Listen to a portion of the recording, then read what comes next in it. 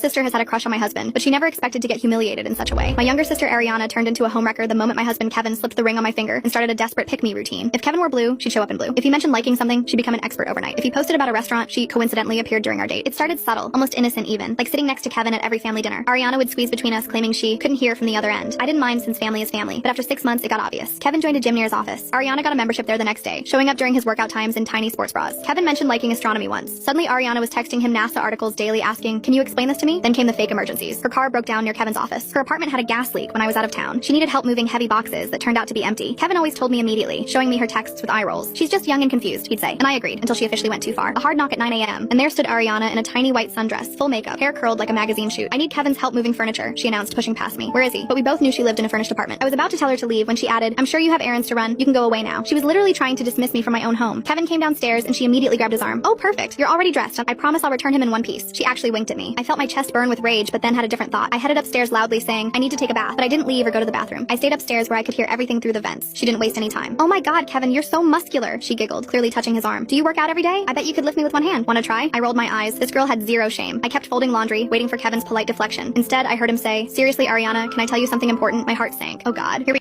Years of marriage down the drain because my sister can't keep her hands to herself. "Of course," she chirped. "You can tell me anything, Kevin." Long pause. Too long. What was he thinking about? "I need you to stop this behavior immediately." "Wait, what? Stop what?" She played innocent, a defensive edge creeping in. The flirting, the constant texting, the fake emergencies, the revealing outfits, all of it stops now. "I don't know what you mean." "Because," he interrupted, voice deadly serious, "your sister is the only woman I have ever loved or will love. Like scary level obsessed love. I literally cannot see other women as romantic possibilities. My brain doesn't register them as options." Dead silence downstairs. I crept to the stairs, hardly breathing. "When your sister walks into any room, everyone else becomes invisible to me, including you." Ariana's voice got shrill. "But I'm 5 years younger. I'm prettier. I have a better body. I wouldn't care if you were a supermodel. My wife could gain 200 pounds, lose her hair, get covered in scars, and I'd still choose her over anyone on this planet without hesitation." The door slammed so hard our wedding picture rattled. I came downstairs 10 minutes later, pretending to be back in the store. Kevin was sitting on the couch looking exhausted. "Ariana left already?" I asked innocently. He pulled me into his lap and held me tight. "She won't be coming around anymore," he said simply, and he was right. Ariana tried everything to save face. She called my mom crying that Kevin had misunderstood her friendship. She told our dad that Kevin was possessive and controlling. She even posted on Facebook about toxic masculinity and men who can't handle confident women. But Kevin had saved every text, every inappropriate photo, every timestamp of her fake emergencies. When she kept pushing her narrative, he sent one group message to our family with just 3 screenshots. Her asking him to meet her at a hotel, her sending lingerie photos, and her text saying, "You could do so much better than my sister." The family response was immediate. Mom called Ariana disgusting. Dad said she needed therapy. Our cousins unfriended her. Our grandmother removed her from the will announcement she'd just made. Ariana tried damage control, claiming the texts were out of context and jokes. But when she showed up to Easter dinner 2 weeks later, Kevin played a voicemail she'd left him on speaker, her voice breathy and low, describing in detail what she wanted to do to him. She ran out crying and hasn't been to a family event since.